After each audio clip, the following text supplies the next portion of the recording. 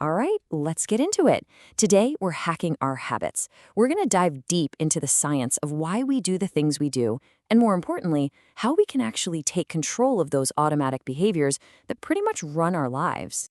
You know that feeling, right? You're driving to work and you suddenly snap back to reality and realize you don't even remember the last few miles. That's your brain on autopilot. And get this, some research suggests that a whopping 40% of what we do every single day isn't a conscious choice at all. It's just a habit. So at the very core of every single one of those habits is this really elegant three-part process called the habit loop. It's so simple. It starts with a cue. That's the trigger that tells your brain to just go into automatic mode. That leads you to the routine, which is the behavior itself. And then finally, you get the reward, which is what tells your brain, hey, that was good. This loop is worth remembering for next time. It's a simple little cycle that governs so much of what we do. Okay, so if we're serious about changing our habits, we first have to understand what's actually going on under the hood. So let's take a look inside the brain and see how this whole loop gets hardwired in the first place. Now, here's the thing you absolutely have to understand. Habits aren't a moral issue. It's not about a lack of willpower, it's a neurological thing.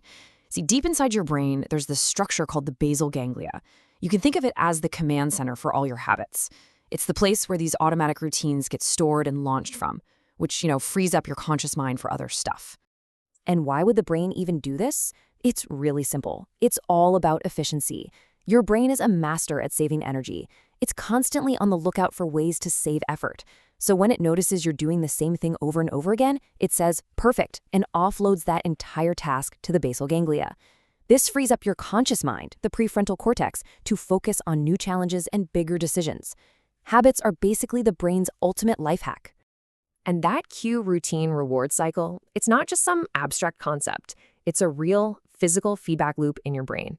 Every single time you run through that loop, the neural pathways for that habit get stronger. They get thicker, more automatic. It's like carving a path in a forest. The more you walk it, the clearer the path becomes. Your brain is literally rewiring itself. So what's the fuel for this whole process?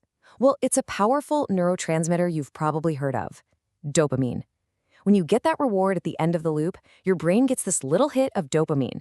This is the exact same chemical that makes you crave your favorite food or makes you want to scroll just one more time on social media. It sends this incredibly powerful signal that basically says, hey, that felt good. Remember what you just did and do it again. It's that rush that cements the habit and creates that craving for the next time. All right, so we've covered the science, the what and why. Now we get to the really powerful part, how to use all this science to our advantage. Let's walk through a clear, practical guide for rewiring our brains based on the amazing work of James Clear. So, if you want to build a good habit, you just have to follow these 4 laws. First, you make the cue obvious. Want to read more? Don't just stick the book on a shelf somewhere. Put it right there on your pillow. Can't miss it. Second, make the craving attractive. Maybe you pair up your new running habit with listening to your absolute favorite podcast. Third, make the response easy. Don't commit to running 5 miles a day. No way. Just commit to putting on your running shoes. That's it. And finally, fourth, make the reward satisfying. Track your habit on a calendar and really enjoy that feeling of marking off another X for the day. And what about breaking a bad habit? This is the beautiful part. You just flip the script. You invert the laws. First, make the cue invisible. If you're trying to cut back on junk food, get it out of the house. Gone. Second, make the craving unattractive. Remind yourself how sluggish and gross you feel after eating it. Third, make the response difficult. Delete those food delivery apps from your phone right now. And finally, make the reward unsatisfying.